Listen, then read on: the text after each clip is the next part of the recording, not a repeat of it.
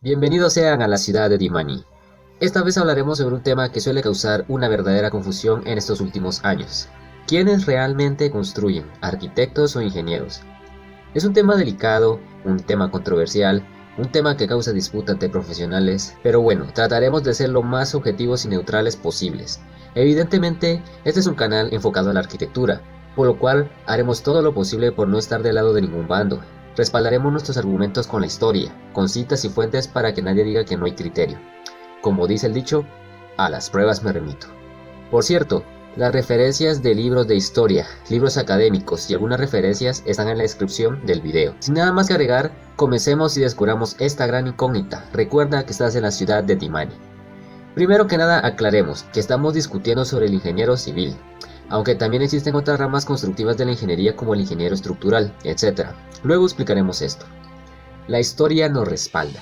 Desde muchísimos años atrás, el ser humano se vio la necesidad de tener una vivienda.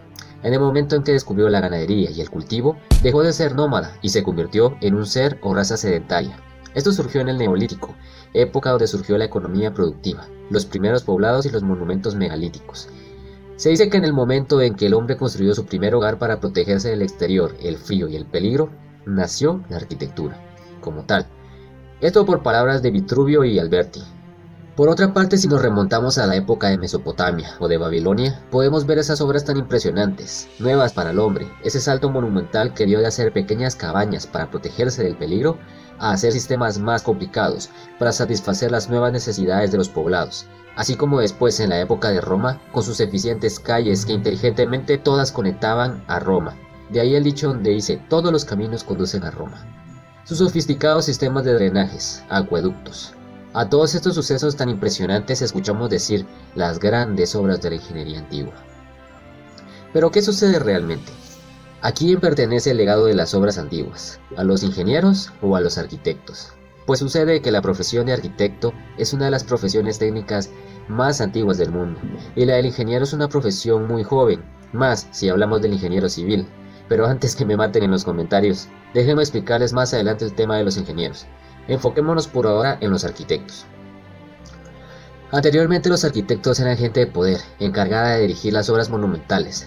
Si ponemos de ejemplo la antigua Babilonia, los sacerdotes o incluso gobernantes dirigían las obras para que éstas fueran ejecutadas, mayormente con sentido religioso y de devoción. Sin embargo, no eran llamados arquitectos como tal. En 1700 a.C.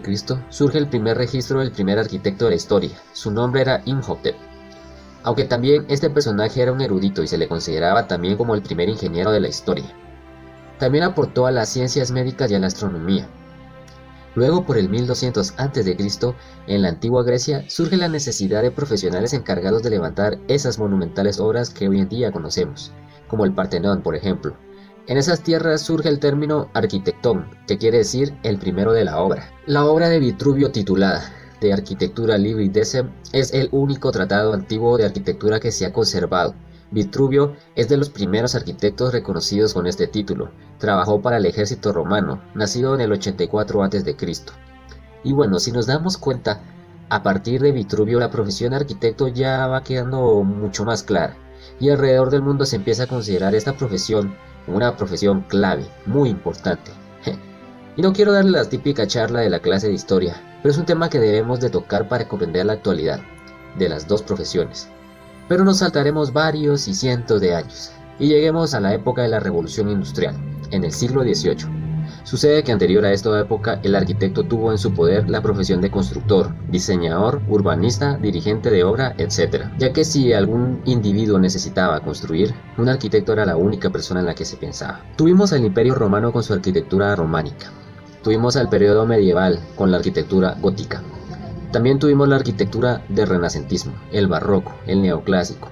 Para todo esto vean que transcurrieron desde el 27 a.C. hasta 1760 después de Cristo. Si lo quieren ver así, el tiempo que ha transcurrido después de Cristo, el 87% de ese tiempo, el campo laboral lo ha tenido el arquitecto completamente en el tema de la construcción. Podemos decir que en temas de historia quien realmente construyó fue clara y evidentemente el arquitecto. Sucede que en el pasado la disciplina de arquitectura era un tema severamente complicado. ya que se debía de saber de estructura, diseño, matemática, física, cultura, habilidad espacial, urbanización, estadística, cálculo, historia y un largo etcétera. Entonces, ¿qué sucedió? ¿En qué momento se perdió el porcentaje del campo laboral de la construcción para los arquitectos? Sucede que en unas cuantas décadas antes de la revolución industrial se estaba conociendo una nueva profesión. El mundo no sabía lo que estaba apenas naciendo. Una pieza clave, una profesión muy importante en la sociedad, el ingeniero civil. Como ustedes saben, los cambios vienen con el futuro y vienen nuevas necesidades y tecnologías. Sucede que, con el descubrimiento del hierro colado en la revolución industrial, surge una nueva necesidad, ya que estos nuevos materiales se estaban aplicando a las obras de construcción, incluso por los mismos arquitectos, como lo fue Louis Sullivan, el arquitecto que creó los primeros rascacielos en Chicago, luego del gran incendio en 1871. El hierro colado ofrecía nuevas tecnologías, capaces de crear edificios más amplios, más grandes, con más plantas. Bueno, 5 plantas en aquel entonces eran rascacielos. En reducir gastos, hacer más flexibles los espacios con las columnas y las vigas, pues resulta que necesitaban personal con habilidades matemáticas y físicas, que supieran llevar y calcular esos materiales, ya que este mismo cada vez que crecía se volvía más complicado de construir y calcular. Como saben, en estas épocas el hombre comenzó a sobrepoblar la tierra. Avances en medicina, en psicología, muy cerca de Freud, en el arte con el Art Nouveau y las vanguardias, en democracia con la Revolución Francesa. El mundo cambiaba a grandes rasgos y de forma muy acelerada. Con ello las construcciones eran cada vez más frecuentes, más grandes y más difíciles de calcular estructuralmente. Cualquiera sabe que el cálculo de estructuras es un tema muy complejo, por esto mismo se creó y nació la profesión específica de ingeniero civil, que diferenciaba del ingeniero militar. Y a ver, un poquito de historia para comprender el tema. Sucede que también se le acredita el nombre de ingeniero a Imhotep, como lo mencionamos antes. Durante la época egipcia se consideraban grandes obras de la ingeniería antigua. Obras como la Gran Pirámide de Giza o los acueductos de Roma. En la antigua Grecia fue un lugar de gran importancia para la ingeniería, fuertemente gracias a Arquímedes, genio matemático y físico, o Herón, o Da Vinci en el Renacimiento, aunque este también fue considerado arquitecto, pintor, escultor, anatomista, etc. Al igual que Galileo Galilei, astrónomo, filósofo, matemático, etc. La ingeniería siempre ha estado presente en la humanidad, así como la arquitectura. La palabra ingeniero surge de la etimología que viene del sustantivo ingenio, máquina o artificio, y del sujeto ero, que indica oficio, profesión, cargo o empleo. Pero no nos confundamos, la ingeniería abarca tantos temas, tantas ramas: ingeniería civil, industrial, electrónica, ambiental, química, física. Así que, hablar que siempre ha existido la ingeniería en la humanidad, sí, siempre ha existido, pero nos estamos enfocando en la ingeniería civil, ya que es un versus entre quien verdaderamente construye, no te olvides. Para esto es importante que conozcamos la primera escuela de formación de ingeniería, fundada en 1675 por Jean-Baptiste Colbert. De esto surge un grupo de ingenieros franceses, los cuales entre ellos estaba el importante personaje John Smeaton, quien fue el primer hombre en la historia en llamarse ingeniero civil. Después de esto surge una nueva rama en la ingeniería. Este mismo personaje funda la primera escuela de ingeniería civil, creada en 1747, en la ciudad de París. ¿Crees que es una casualidad que el ingeniero civil surja tan cerca de una revolución industrial, con el uso excesivo del vidrio, vapor y hierro? Y aquí es donde, después de un pequeño resumen de historia, se desenvuelve la verdad sobre estas dos grandes profesiones. Fue necesario para la comprensión como tal. Ahora hablemos de la revolución industrial para la actualidad. El ingeniero civil rápidamente comenzó a ganar campo y respeto en el ámbito de la construcción, ya que estos eran encargados de crear los puentes. Incluso habían ingenieros exclusivamente solo para puentes. El ingeniero comenzó a trabajar mano a mano en las obras junto al arquitecto. ¿Qué sucedió con el arquitecto? ¿Por qué perdió campo en el ámbito estructural si era su obligación laboral? Durante la revolución industrial, en el tema del arte se comenzaron a dar muchísimas tendencias, a diferencia del pasado. Por ejemplo, en el barroco duró desde 1580 hasta 1750. Ahora, después de la revolución industrial, surgen varias tendencias como el impresionismo, el Art Nouveau, el realismo, el neoclasicismo, etc. Y los nuevos arquitectos aburridos del renacentismo, el barroco, etc., comienzan a relacionarse grandemente con el mundo del arte, desenfocando las demás disciplinas que un arquitecto debe de llevar con equilibrio. Surgen nuevas arquitecturas, pero este solo es el comienzo. En el pasado, las tecnologías constructivas descubiertas por los arquitectos eran tan eficientes y duraderas que con el tiempo se asentaron. Veamos iglesias góticas, bizantinas, románicas, los castillos medievales, hasta la actualidad están allí, fuertes y bien cimentados, mucho mejor que muchas obras actuales. Los arquitectos eran genios constructores, pero este fue su enemigo también. Ya que estas tecnologías funcionaban adecuadamente, se perdió el interés en buscar nuevas alternativas a las revoluciones que estaba teniendo el mundo por aquel entonces. Fue entonces donde el arquitecto comenzó a tomar mucho más interés por el arte, la belleza y buscar ideas nuevas y diferentes, porque en el barroco se pensaba que la belleza había llegado a su punto máximo. Surgieron arquitectos como Charles Rennie Mackintosh que ofrecían otra arquitectura un poco diferente a lo que la gente estaba acostumbrada a ver, Art Nouveau geométrico, o el neoplasticismo con Piet Mondrian. Surge en el siglo XX las vanguardias, y con ello, por ejemplo, el futurismo con Antonio Sant'Elia, donde proponía urbanizaciones muy diferentes con enfoque al vehículo y cero vegetación. Y un poco más moderno la arquitectura posmoderna, que data de 1970 hasta el 2001, con arquitectura literalmente interesada en vender en la sociedad de consumo, y algunas burlas y cosas absurdas. Esto a mi parecer, en mi opinión, creo que los arquitectos después de todos estos movimientos comenzaron a perder campo en el área estructural, ya que no se estaban enfocando en educar para poder comprender las nuevas tecnologías de este mundo que estaba acelerando como nunca. Pero no todo es culpa de los arquitectos, pasa que el estudio de estos nuevos materiales constructivos son difíciles de estudiar. Ductibilidad, flexibilidad, resistencia y cálculo, por ejemplo, para estudiar el comportamiento del concreto se puede pasar un estudiante hasta 2 años, solamente para el concreto. Para estudiar las estructuras se puede pasar toda la carrera estudiando el hierro y el vidrio. Aparte de eso, las buenas prácticas de construcción, como cómo construir, los procesos. Los ingenieros civiles estudian hasta el tamiz de la arena a utilizar estadística. ¿Cuánto material gastaremos en obra? A principios del siglo XX, un sujeto muy particular llamado Le Corbusier crea el inicio de los arquitectos estrella, donde los arquitectos se volvían personajes célebres, de prestigio, donde la persona que contrataba sus servicios era gente de poder, con bastante clase y poder económico, y se comienza a manejar una influencia donde el arquitecto dejaba de ser un sujeto técnico y comenzaba a relacionarse con el arte, la fama, la exclusividad. Por eso, a mi parecer, hoy en día los arquitectos tienen esta especie de fama y etiquetas. Claro, que existieron diferentes instituciones como la escuela de Bauhaus donde se preparaban arquitectos e ingenieros, que podían abarcar todas las disciplinas, vivían y comían de la arquitectura. Investiguen acerca de esta escuela, se intentó volver a tomar que los arquitectos tomaran todas las disciplinas que le correspondían.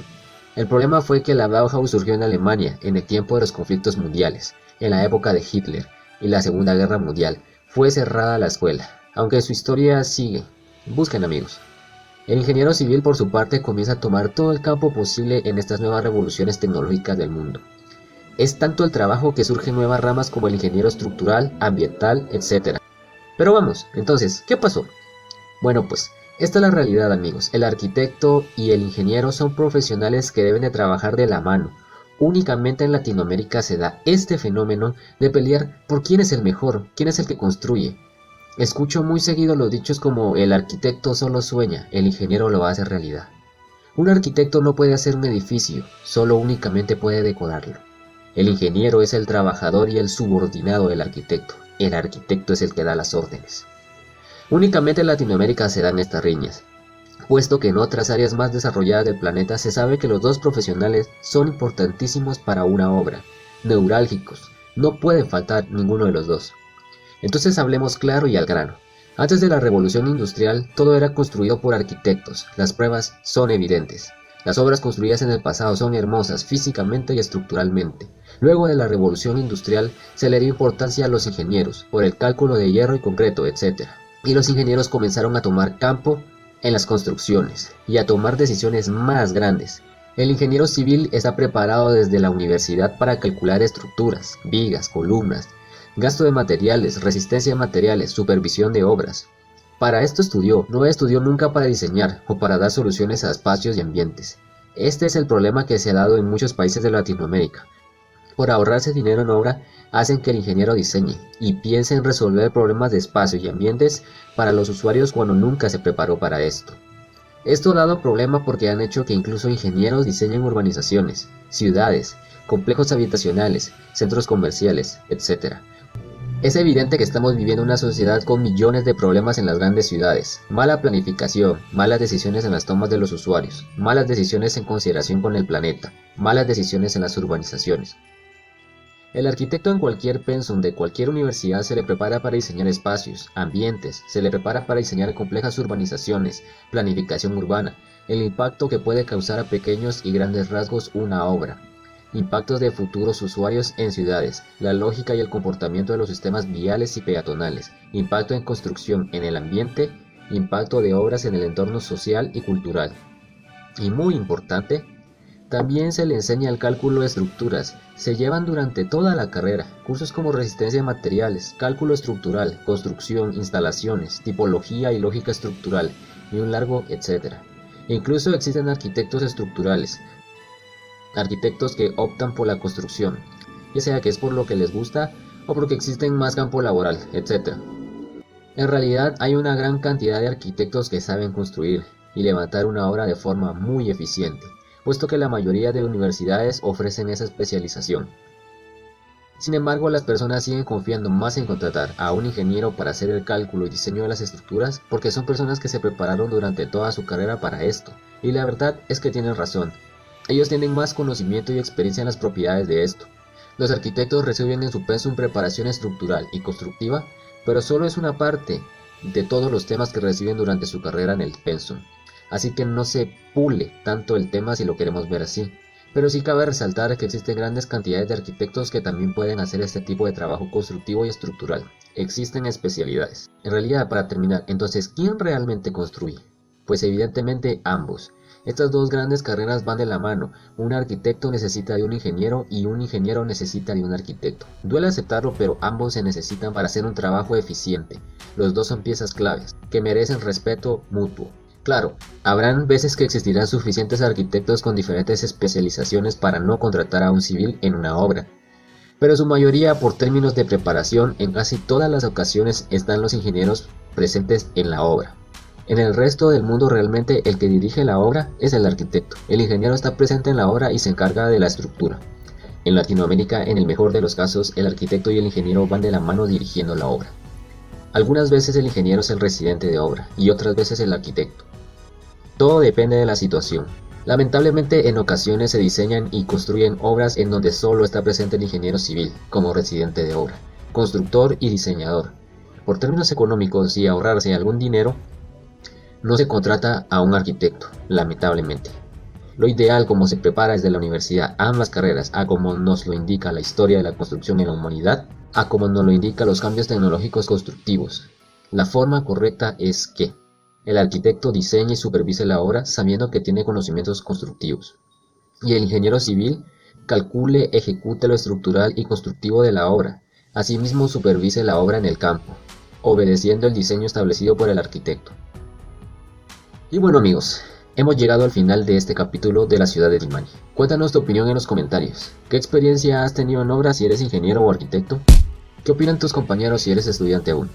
Recuerda, suscribirte y activar la campanita, apoyarías nuestro trabajo grandemente. Si te ha servido nuestro video, compártelo con tus amigos y colegas. Si te ha gustado este apartado del canal, puedes hacérnoslo saber en los comentarios para seguir haciendo este tipo de videos con temática de historia o de algún tema en específico, ya que es muy interesante. ¿Tienes algún tema para sugerirnos en el próximo video? Coméntalo. Recuerda que estás en la ciudad de Dimani. Hasta la próxima.